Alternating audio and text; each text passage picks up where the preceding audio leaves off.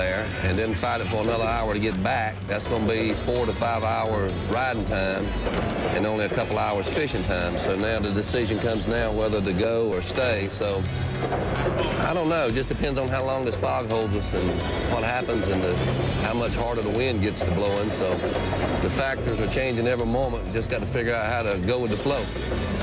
Chris Daniels is going with the flow, so Jerry McInnes and myself, Tommy Sanders, we'll do the same as we wait for 10 boats to be released into foggy Biloxi Bay. This is day 3. When it's over, we'll have a co-angler champ and 5 pros to fish on the final day. This has been a taxing event with every element in the book thrown at these anglers. 2 of the big-timers who didn't make the final day, Randy Blockett and Steve Daniel, have agreed to stick around and talk about their sport with Jerry and I.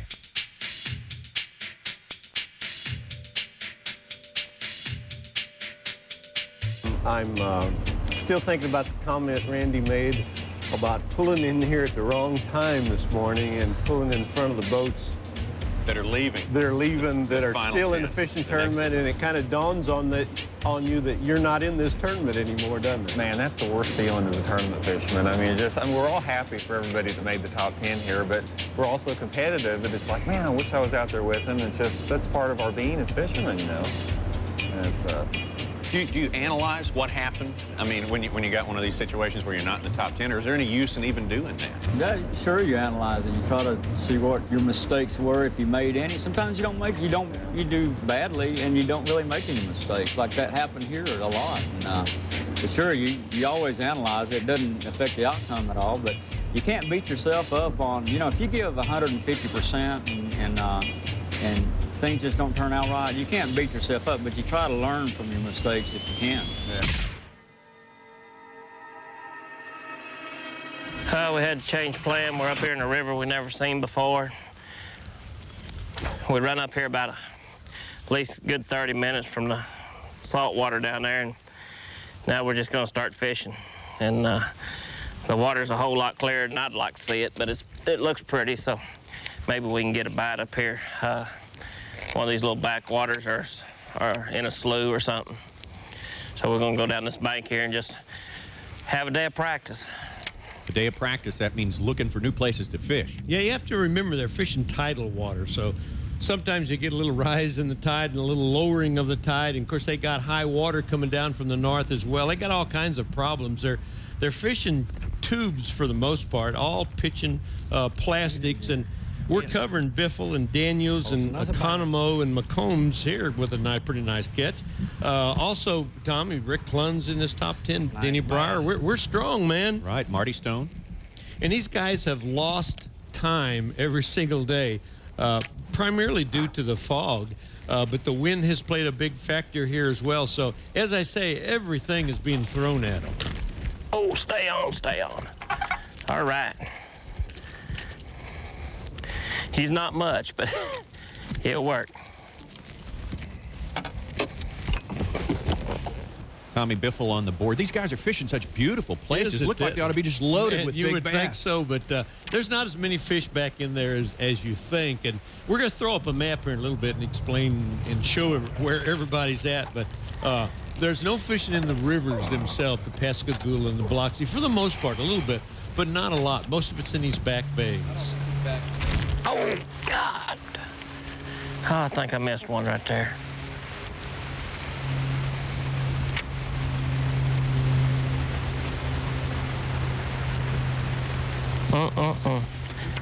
I don't know. It sure felt funny.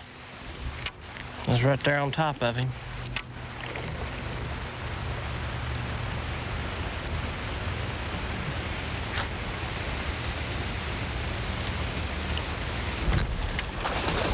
Net. That's way. Man, Tommy's just showed us why he's one of the top anglers around. He showed us some patience there on that fish. And he also showed a great touch. I have to wonder how many people would have felt that first strike. Well, he is certainly getting himself in shape to fish on Saturday, looking pretty good right now. Meanwhile, Chris Daniels up the river. He's made that long run up the Pascagoula. Now he's trying to get through this cut that you can see right here and into his good fishing spot. Boy, Tom, you have to wonder about that long run up the river like that. Well, these guys are gamblers. Listen, there's there's a handful of lakes way up the river. These guys are 2 hours from the takeoff. There's a handful of lakes up there that have got some bass in it. So they obviously are fighting it.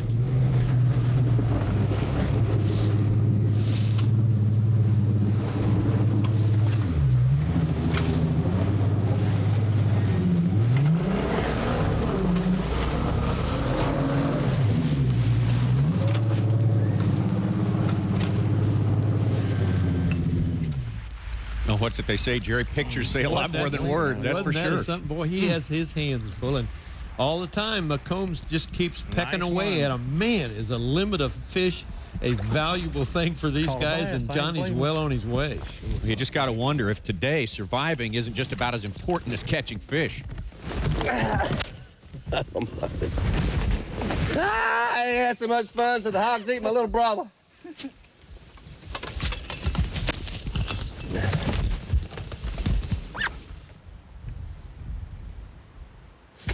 There he is. Oh, shoot. Lost him.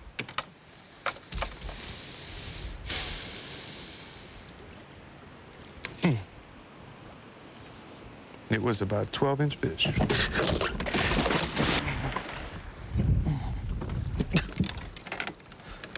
Can you make it, man?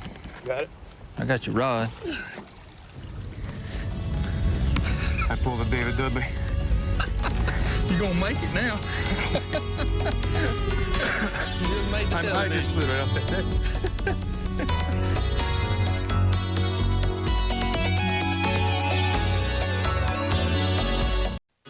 The Walmart FLW Tour is brought to you by Kenny Chesney, Greatest Hits. By Timex, it takes a licking and keeps on ticking. By Fuji, Fujifilm, get the picture. And by Snickers Cruncher. Hungry? Crunch this. Well, we've dried out Chuck Economo. Wasn't that something? By the way, I think we need to give his partner, Get in here. Tommy Swinkowski, he gets an assist on that. Back into the boat. Back and weigh in a fish.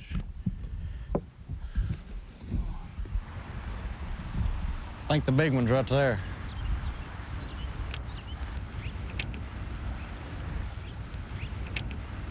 Well, Johnny McCombs pointing out fish, but take a look at Chuck Economo here. He's putting them in the boat.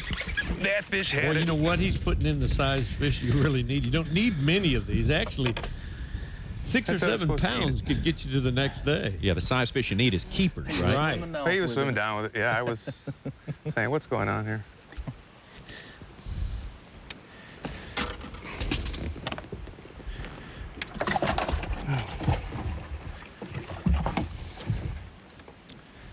Just wish I had some more time now. We have about 9 more minutes to fish.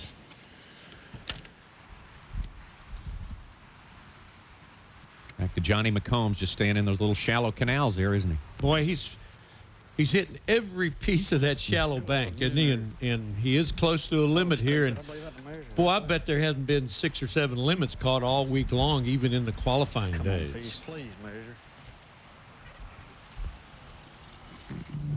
Well, that one does measure just barely.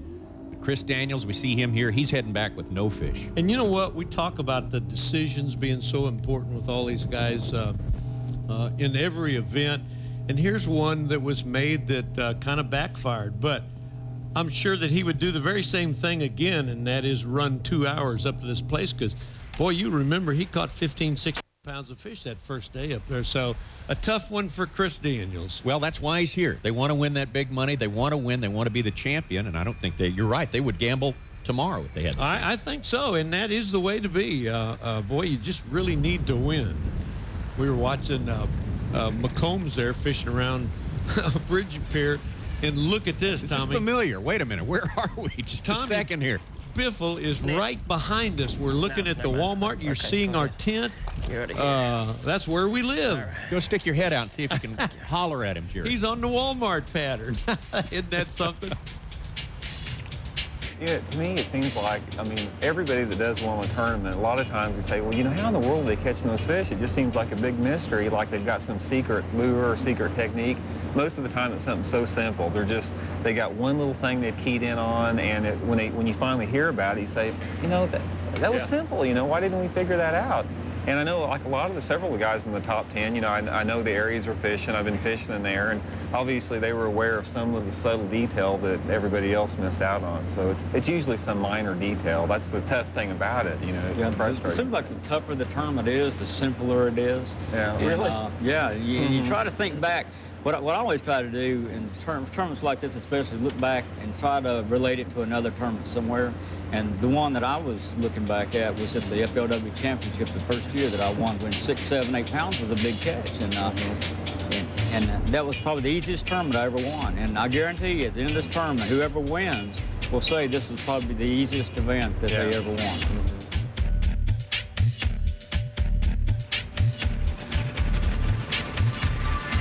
Jerry, that's going to be my first question to the winner at the end of the day today. Was this an easy win? We'll see about that. At any rate, here they are, our 5 finalists, and a fine group it is. I'm Tommy Biffle from Wagner, Oklahoma. Staying focused in this event is probably more important than it is maybe when they're biting good, because you know you're going to get a lot of bites on other tournaments, and you may be able to miss one. But this tournament here is so tough, and the fish are small, so you can't miss a bite. You can't lose a fish, so it's really important to stay in tune and stay focused.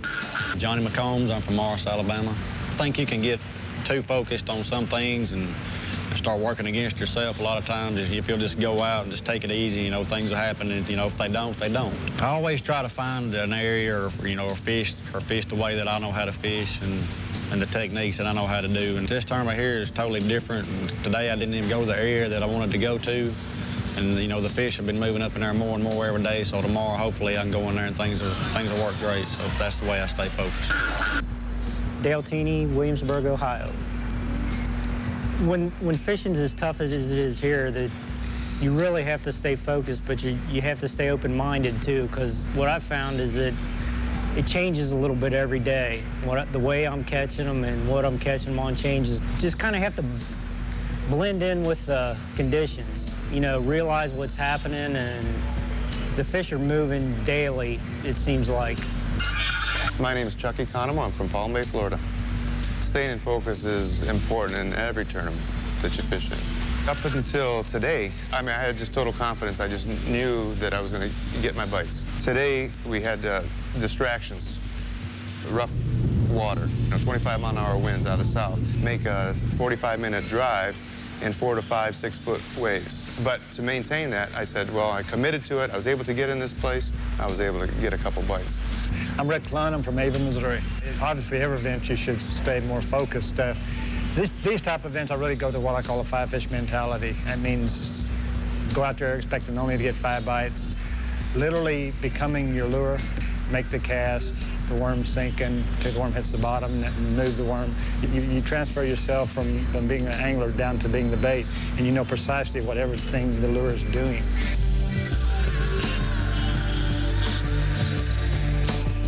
This week from Biloxi Bay and the Pascagoula River. Jerry, where are our fishermen? Here's our takeoff place, right there in Biloxi. Clun is actually fishing behind the Walmart.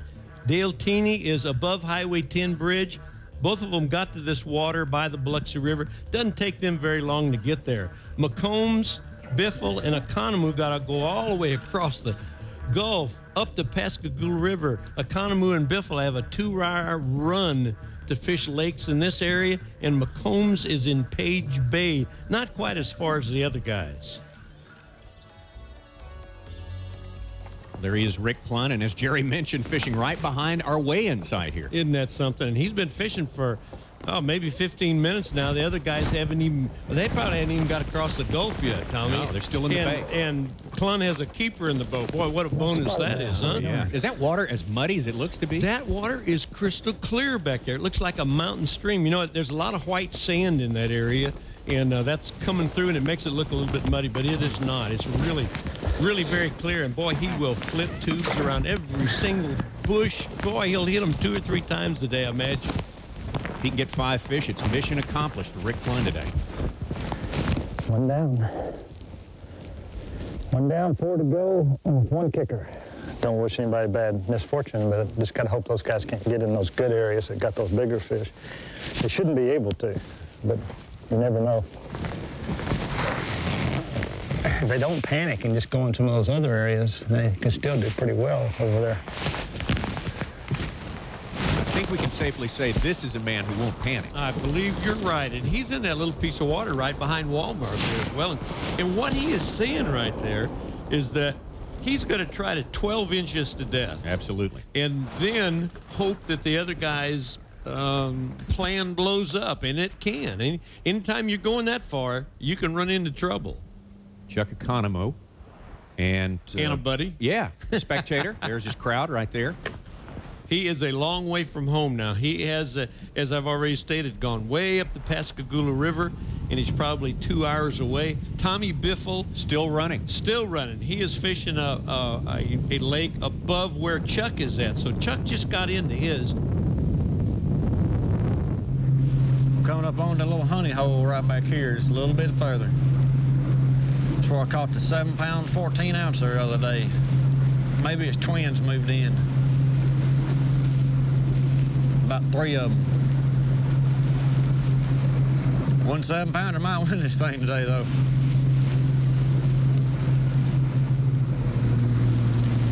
Pull right in here and slow down and ease on in on the trolling motor. I don't want to hurt anything or spook anything back here. Let's see what we can do.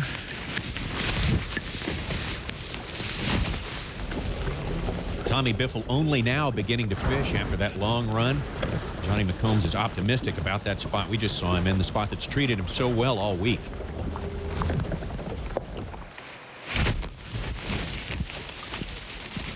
This might be a keeper. Think he'll measure. Think he will. One more crack at the measuring board. We always say it's a game of inches. Today I think it's going to be like 1/8 of an inch. You're right about that. I don't believe we've ever watched them use their measuring board as much as we're watching. In fact, I heard about a guy in the qualifying day, Tommy, that actually wore out his measuring. Just the numbers wore off of it. I had to get a new one. But it has to be 12 inches long, of course, and these guys have caught so many fish that invariably will be 1/8 of an inch short. You have to throw him back. Oh, number one. Well, all eyes are on us this week in Biloxi. They should be. Well, almost all eyes. Over here, buddy. There you go. We'll be back. We've got a lot to see. Don't go away.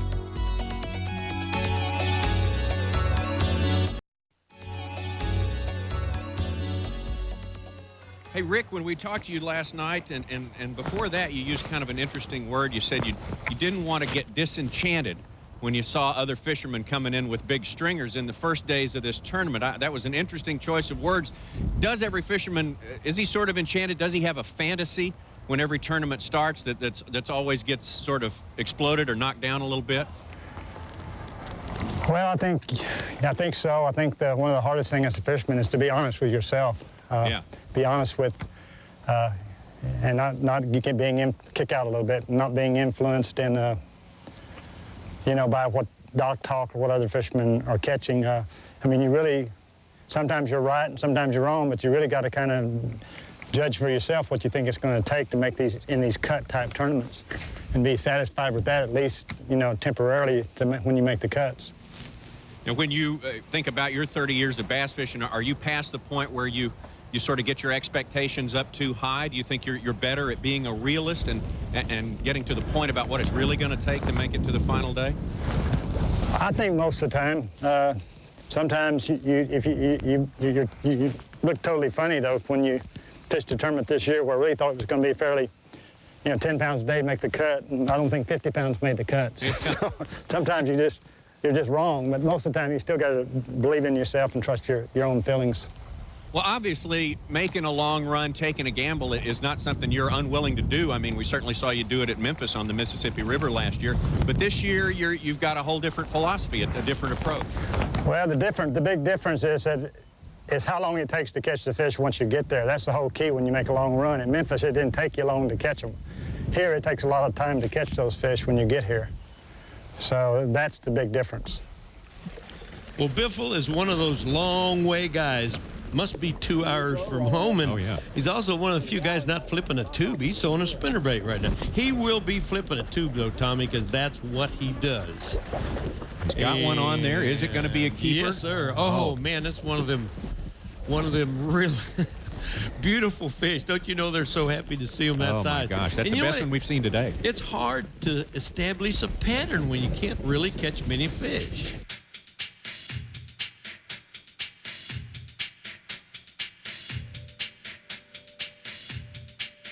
That's tougher. It's tougher to catch a 1-pounder here than a big fish in Lake Okeechobee. It's all relative to the Right. fishery, the potential that the fishery has. And I'm like Steve, I like fishing tournaments like this, the tough ones, because you can be fishing by the seat of your pants, so to speak, where you don't really have anything going, you don't have a real confidence in the area or technique, but you can still be in the running. I mean, if you execute and you don't make any mistakes and land every fish that bites you, you got a real chance of making the top 10 without being on a real strong pattern. And a tournament like Lake Okeechobee, if you weren't dialed into the right water with the right technique and have them really isolated where they were, you weren't even had a chance of making the top 75, let alone the top 10. So a lot of people saw that tournament on Lake Okeechobee and think, well, boy, fish must really have been biting. Those guys were just good. They were really zoned in and keyed in on what they were doing. And the average fisherman could go down during that period of time and not catch very many at all. Those guys were really on top of what they were doing.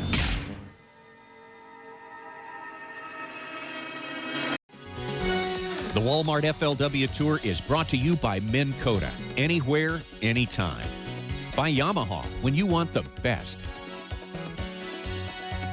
By Alpo. A great dog deserves a long life. A great dog deserves Alpo. And by Black & Decker, proud sponsor of the Walmart FLW Tour. And we now find Dale Keeney coming out of his lake up near Highway 10 by way of Biloxi River. And I might throw in right here, I think this is a very good time to throw out a rule. You know, you cannot get any help to get back into these lakes. You have to stay in the boat. When you come out, Tommy, you can do almost anything, man. You can get out of the boat. You can push, pull, do anything to get out. No help getting in, though. The bites today, few and far between, but Johnny McCombs here, he's getting his share. There's almost another one. How do you miss them when they do that? Golly, he drilled it. Bet he won't bite it again. Golly, Johnny. Oh, you get so mad because you know that was the big one, right? Boy, you can miss fish in lots of places, but you better not be missing them down here. They are too valuable. You don't know what size they are, but who knows?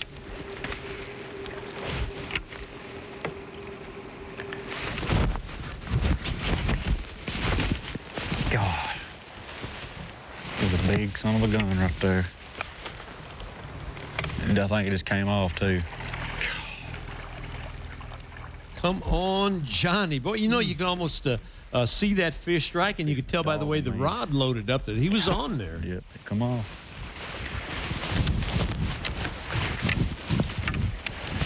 You know, we always hear competitors talk about fishing clean. Well, this is what they're talking about. Johnny has hit a little stretch of missing fish, and one thing and another's happening. He'll probably be the first to tell you that he's not fishing clean. Bite.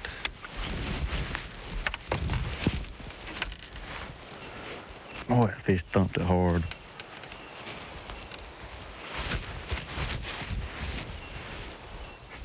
You think McCombs has got trouble? Check out this. This is Dale Keeney. Anytime you're out of the boat, it's not good, is it? It's not good. And, you know, you would look at the water and say, man, there's plenty of water to be running. He's about almost knee-deep in mud. There is some water in there. Yeah, there's 3 inches of water.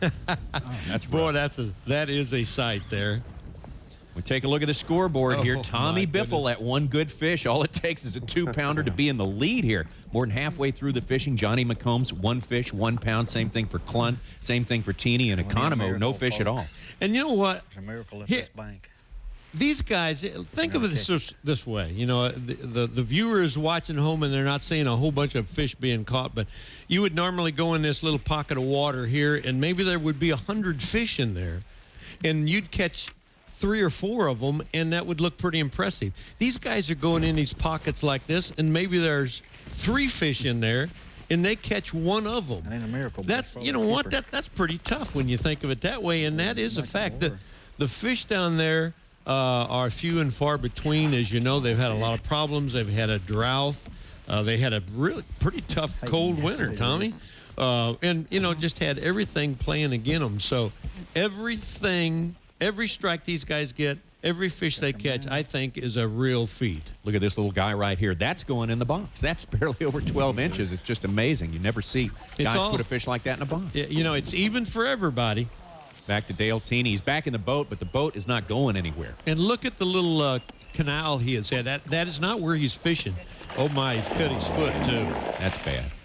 That little canal is just the water that he uses to get back into this little fishing pocket he's got. So, boy, what an ordeal. That's bad. Dale will not forget this day for a long time.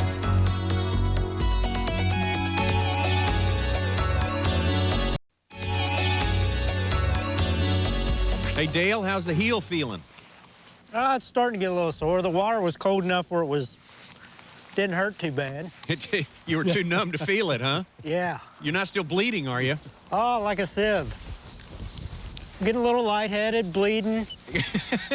Well, Dale, maybe we better pull you on in and we'll go over to the doctor. Do you want to go ahead and finish out the day fishing? No, I don't feel bad. I'm teasing. You'll be okay? Yeah, I'll live. You'll live. Was that the first time you'd been out of the boat today to push things around? Yeah. Yeah, my best spot, well, my 2 best spots I can't even get to. Oh, my gosh. So there's been a lot of water fallout is what you're saying? Yeah, about 4 feet. It's on the bank. It's about 4 feet lower today than it was yesterday. 4 foot? Wow. Of course, it's very much affected by the tide then. Yeah. That's something you don't have to deal with at home on the Ohio River, but you said it's similar to the Ohio River. I wish you'd explain that to us. Well, the river raises and lowers, but usually, you know, you can plan on it. If they say the river's going to be falling the next 3 or 4 days, you can plan on how you're going to fish by falling water. On the Ohio now. You're talking about the Ohio River. Yeah. Mm-hmm. This goes down 4 feet and raises 4 feet, I guess, every day. I don't know. Mm-hmm. Yeah, that's right. Well, tell us a little bit about how you're fishing. Well, I've been fishing different every day down here. My first 2 days, I fished up at Pascagoula, up the Pascagoula River, and I was fishing a Rollo crankbait around the wood. And I gambled yesterday and thought maybe these fish would be close to spawning down here. So I started looking for backwaters during the day and kind of figured out the pattern around noon. And I had 8 keepers yesterday and lost 1 or 2 more. Actually fishing for spawning bass? Well, they're not spawning, but they're in position to. Back to Tommy Biffle now, pretty much tied for the lead with Johnny McCombs, and he's making his move. There's another fish on. And he is flipping tubes again now. Boy, he's buried back in that cover. And he's just about out of time to fish, too, Tommy. He has probably a 2-hour trip coming back. They never really know how long it's going to take them to get across the Gulf there, and so they have to leave a little extra time. Talk about a guy who wants a win. He's finished second place in 2 of our season championships alone. Our biggest top prize of the year. He's finished twice in second place spot. Today may be the day. When a decent fish bites, you feel the little pop, then you just feel slow, steady pressure going out. Them little ones, you feel bap, bap, bap, running all the way out with it. Dale's talking about his wacky worm method that has served him well all week long. Anyway. And it's a simple way to fish. It's a straight-tailed worm, no weight. That's a good bite. Throw it out and let it slowly sink to the bottom. How come he's using a spinning rig? I imagine where he can throw it on a little bit lighter line and feel it just a little bit better. Well, of course, once again, that old measuring board is going to come out.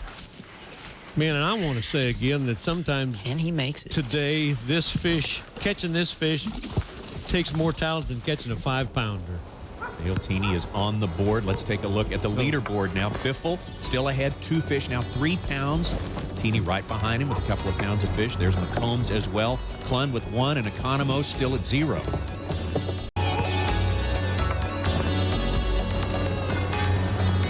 Tommy Biffle and Chuck Economo are right now full throttle on their way back. Biffle, of course, has the lead. No fish for Economo. This man here, Johnny McCombs, Rick Clun, Dale Teeny, they'll fish to the last minute.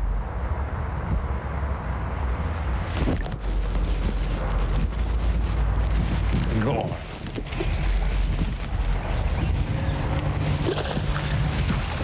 Yeah!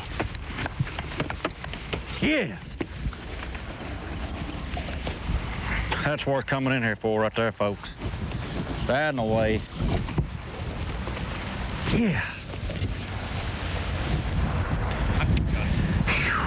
Lord, I'm pumped now. That's a big fish right there for here. It's a big fish. Let me settle down now. Make that big run over here and something like that happens. Lord, have mercy on me. God. Well, folks, Johnny McCombs has possibly blown this thing open with that one strike. It's almost weigh-in time, and right now we're kind of wondering what the predictions are. Oh, gosh, today's awful tough. The weights weren't very big anyway. Bluebird skies, a lot of wind. I'm going to guess about, I'm going to take a wild guess, I'm going to say about 4 pounds. And I bet it got a lot tougher today because that wind turned around and blowed out north as hard as it did.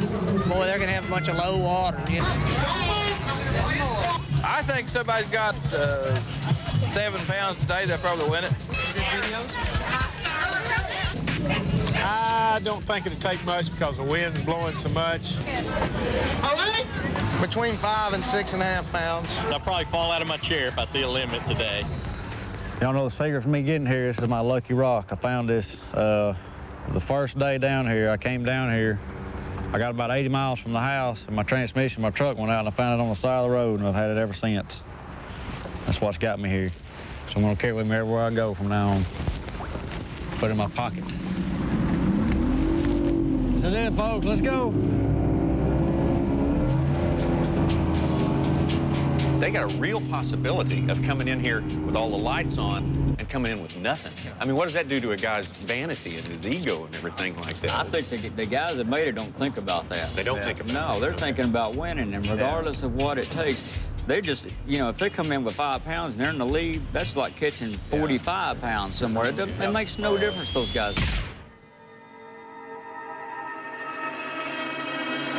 He's the most recognized face and voice in the outdoor world, Tommy Sanders.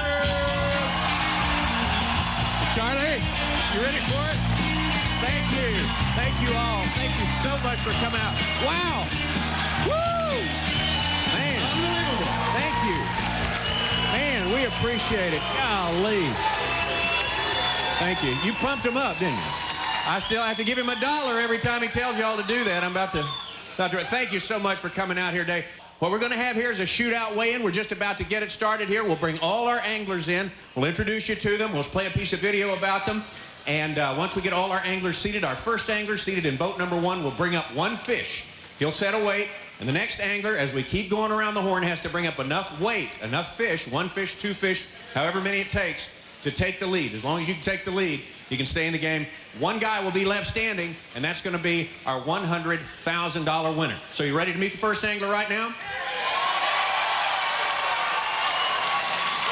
Everyone who's a fan of bass fishing knows this guy. He is one of the best of all time. He's been around. He's been making a living at it for a long time. And anytime you get him around a river and around some shallow water and some fish and some tough conditions, you better mark him down as a favorite. From Wagner, Oklahoma, let's hear it for Tommy Biffle. Tommy Biffle.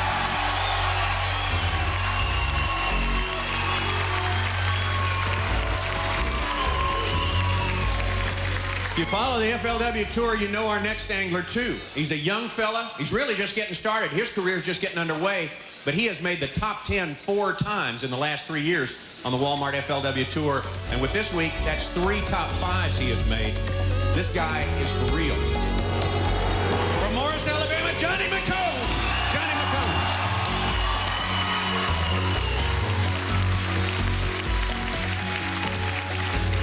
next angler, this is his second Walmart FLW Tour event. Fished the Ever Start, which is sort of our feeder tour, made his way to the Walmart FLW Tour, and here in his second tournament, he has made the top 10. From Williamsburg, Ohio, Dale Keeney. Let's hear it for Dale.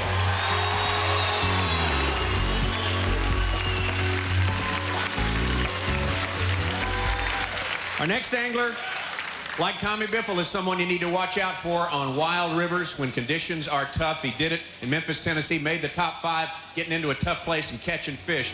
He's tough.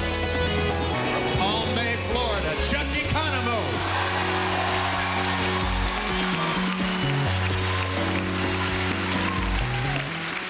And our fifth and final angler, I can't think of anything else you need to say about this guy except more pro anglers list him as their most important influence of all time. And he's got the credentials to back it up. From Haven, Missouri, Rick Klun.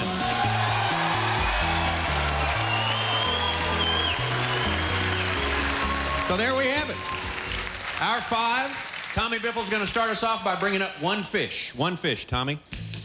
Tommy will bring up a fish, set that weight, and what you got to do is you got to be the next guy up, bring it up enough weight. That's the way you stay in the game.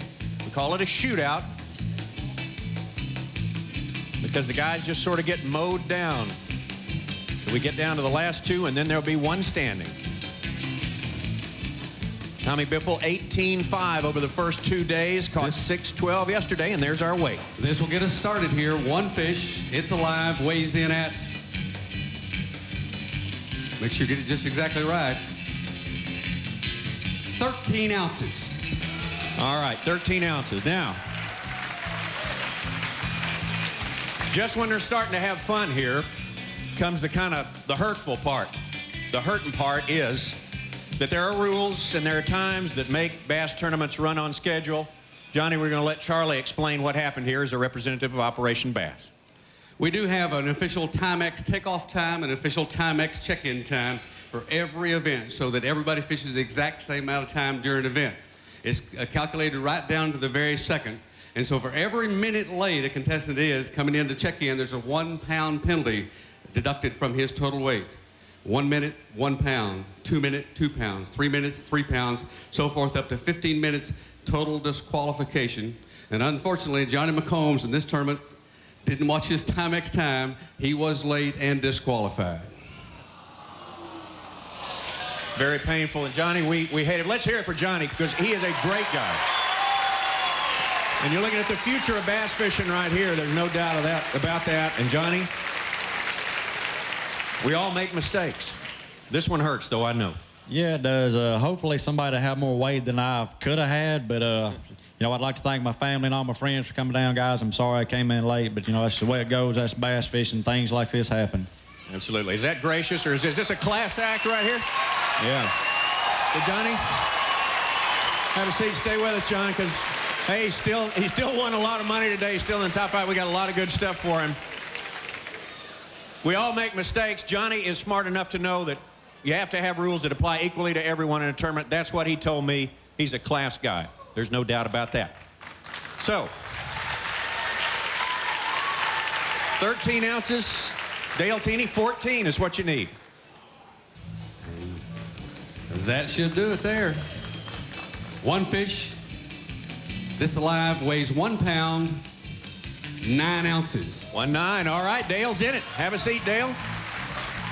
If we get back around to Dale, so 1.10 pounds for Chuck Economo. We need 1 pound and 10 ounces, Chuck. Got them both open? Oh, no, not a 0. We've had enough. Oh, is that it? Well, let's hear it for him. Chuck Economo. Hey, everybody.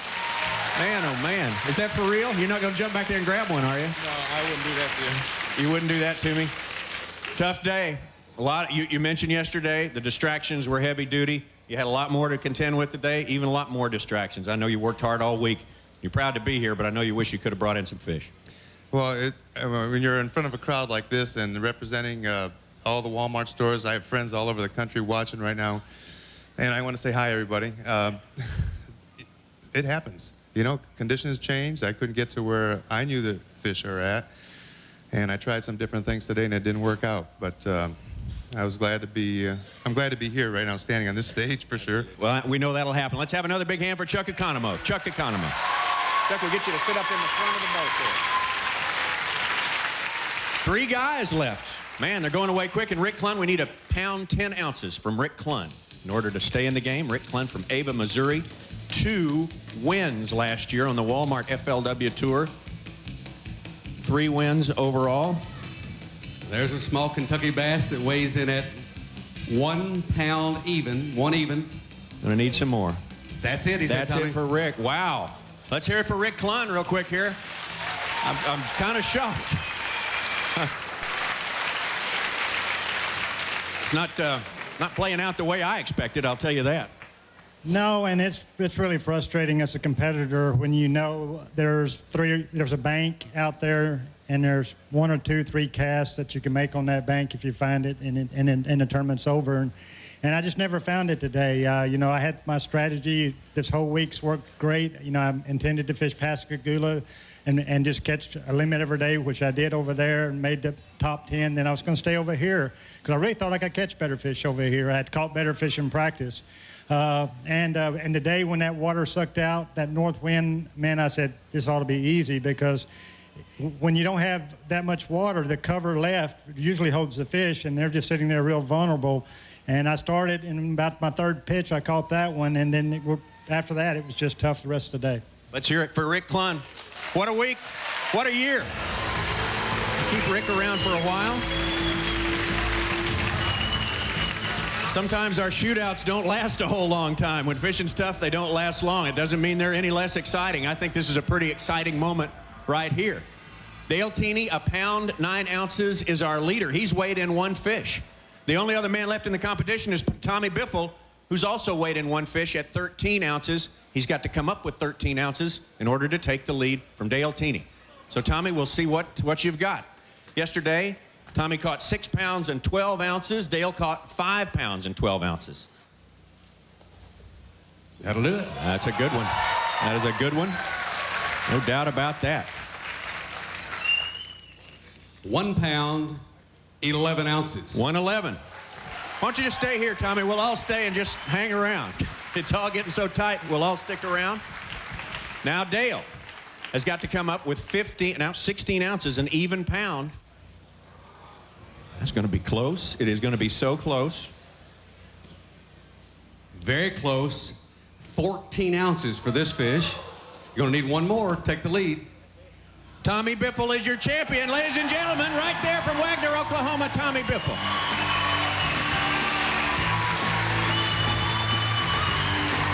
Unbelievable. Unbelievable. Did you have any idea that with that amount of weight that you could win this tournament? No, Tommy, you know, we've had good tournaments before, but I believe it's the toughest one we've ever had. It's the toughest one we've ever had, and I think the fishermen have been through a whole lot more. Now it'd be a chance maybe for us all to take a deep breath, think about the entire week, because you've had a great week. I mean, from day one, it's been pretty good for Tommy Biffle. It has, Tommy. You know, earlier in the week when the water was high, I was getting in the backwater area, and it was awesome. I mean, the first day of practice, when I found the area, I made 1 circle around this little 200-yard pond, and probably had 20 bites and probably could have weighed 25 pounds. I said when I went out this morning, I had that place I wanted to get into really bad, and I said I was either going to get in it and win or I was going to end up 5th because I was going to die trying, and it just didn't work out, and, you know, things worked out for the best. All right, let's hear it one more time for Tommy. We got lots more to talk to Tommy about and lots to give him. Let's talk to Dale Teeney for a minute. Here for this guy. Way up there.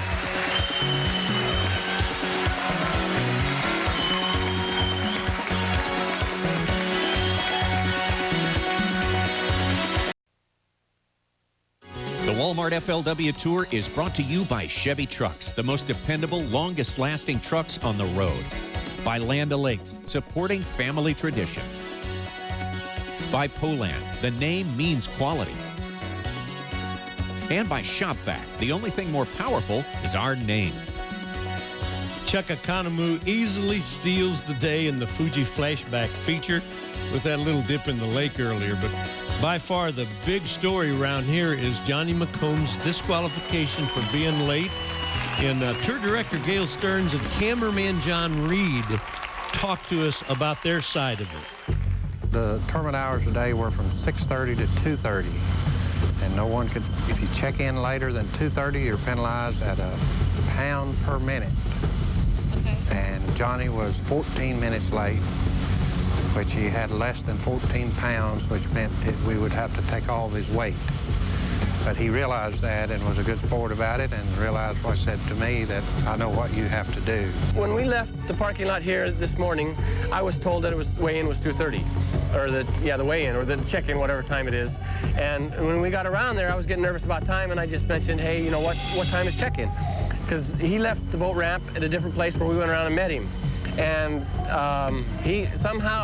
he thought the weigh-in was 3 o'clock. Especially when it gets down to the top 5 and top 10 in these tournaments, every morning before they go out, I personally asked every one of them, is there any question in your mind about check-in, off-limits, anything like that? And they all, if they have a question at that point, they'll ask me. If not, they'll say, no, I'm fine.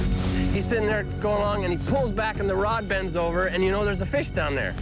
And then he gets excited, you can hear him, and then boom, it breaks the surface, and there he is. He's excited. We catch a great big fish, and you know, I don't know what happened, but 30 minutes, you know. You can't make exceptions. When you're fishing for $100,000, someone can catch a 3-pound bass in 30 seconds, or in a minute or 2 minutes they can catch another fish that will win the $100,000 tournament when the other guys all have to be in on time. And I went like this, and he just, you know, you could see the life go out of him, because he just knew what had happened. And it's, you know, I can't imagine being in his shoes. I felt terrible being in my shoes. This has been a presentation of ESPN, the worldwide leader in sports. For more, log on to ESPN.com.